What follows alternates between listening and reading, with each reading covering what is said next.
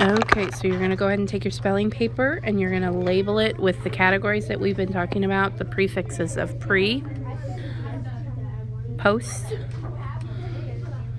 after, and for. And then as I go through the video, if you need to pause it to listen to the word again, go ahead and do that. Your first word is prejudge.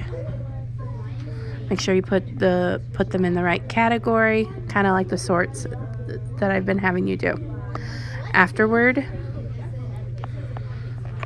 forecourt, foresight, forward, afternoon, post-date, forego,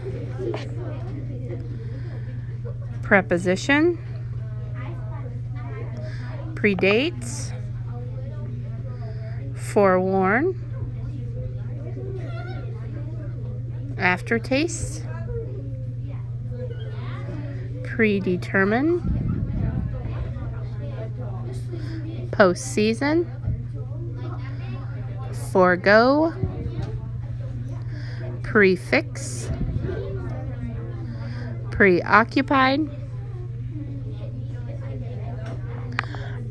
foreknowledge, forearm, aftertaste.